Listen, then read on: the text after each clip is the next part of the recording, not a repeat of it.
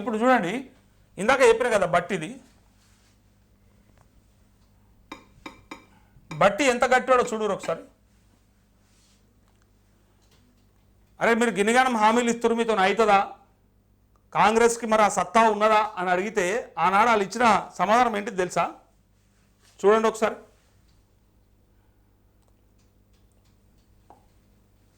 ఎందుకు ఇట్లా నమ్మబలకాలి ఆనాడు, ఎందుకు ఇట్లా ఆగం చేయాలి ప్రజలని, మొత్తం చేసేస్తాం మేము మాతో అవుతుందని గొప్పగా చెప్పడం ఎందుకు, ఇవాళ శాతగానుడు చెప్పినట్టు ఎందుకు చెప్పాలి? రెండు ఆదాయాలను సమకూర్చుకోవడంలో అపారమైనటువంటి అనుభవం ఉన్నటువంటి కాంగ్రెస్ పార్టీకి ఇది పెద్ద సమస్య. అపారమైనటువంటి అనుభవం ఉందట కాంగ్రెస్ పార్టీకి, ఆదాయాన్ని సమకూర్చుకోవడంలో అపారమైన అనుభవం ఉంది. మేము వాటిని ఎట్లయినా సమకూర్చుకుంటాం, పైగా అవినీతిని అరికడితే, ఇది పాయింట్, ఇది ఇంపార్టెంట్ పాయింట్. ఒకవేళ అవినీతిని అరికడితే ఎట్టి పరిస్థితుల్లో చెయ్యొచ్చు, పైగా నోరు కట్టుకొని పనిచేస్తే అయిపోతుందని చెప్పారు. మరి వీళ్ళు ఎందుకు నోరు కట్టుకుంటలేరు, ఎందుకు మేస్తావారు దున్నపోతు లెక్క అని అడుగుతారు. ఇగో ఈరోజు రాష్ట్రంలో తీసుకొచ్చినటువంటి 5 లక్షల కోట్ల అప్పుల్లో కాళేశ్వరం మీద ఖర్చు పెట్టినటువంటి 80,000 కోట్ల 1,00,000 కోట్ల మధ్యలో ఉన్న సంపద ఇప్పుడు అది అవసరం లేదు. కొత్త భవిష్యత్తు 50,000 కోట్ల రూపాయల పేరు మీద మీరు మిషన్ భగీరథ కోసం ఖర్చు పెట్టినటువంటి ఖర్చు కూడా ఇప్పుడు రాబోయే కాంగ్రెస్ ప్రభుత్వానికి అవసరం లేదు.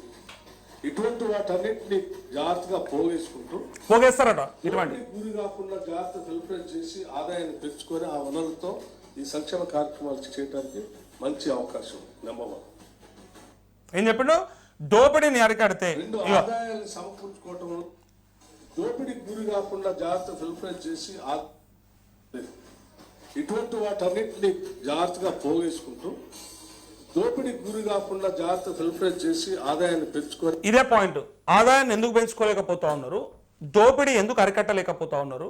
మీకు ఎట్లాగో కాళేశ్వరం లేదు, మిషన్ భగీరథ లేదు, పెట్టాల్సిన ఏం లేవు కదా, మరి రుణమాఫీ అన్న సక్క చేయకపోతే 21,000 కోట్ల కాడ ఆపేసి ఇంకో 10,000 కోట్లు ఏమైనాయి అంటే దాని ముచ్చట మాట్లాడరు ఎందుకు? మొన్న ఏం చెప్పినావు, మొన్న సమాధానం గింతే అని చెప్పినావు, ఇంతే అవుతుంది అని చెప్పారు, ఈడికే అవుతుంది అని చెప్పారు, తెలివి ఉండే చెప్పిర్రా?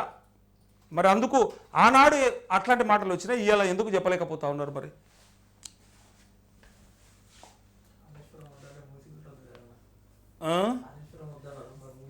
అవును, మూసి కూడా అవసరం లేదు, కాళేశ్వరము అవసరం లేదు, కాళేశ్వరంతో నచ్చేదేమున్నది, అనవసరంగా అది గుదిబండనే అని చెప్పినప్పుడు ఈ మూసీది కూడా అంతే కదా, 1,50,000 కోట్లు కదా, వాళ్ళు 80,000 కోట్లని మీరే చెప్పారు. 80,000 కోట్లకు పెట్టి కట్టి సరే కొంతమంది రైతులకు ఉపయోగపడుతుంది అనుకున్నటువంటి కాళేశ్వరం రివర్స్ పంపింగ్ ఇంజన్, అది ప్రాజెక్ట్, రివర్స్ పంపింగ్ ప్రాజెక్టు అవసరం లేదన్నప్పుడు మరి మీరు తీసుకొస్తున్నటువంటి మూసి ప్రక్షాళన మరి 1,50,000 కోట్లు అవసరమా అని ప్రశ్నిస్తే సమాధానం మీరు ఏం చెప్తారో చెప్పాలి.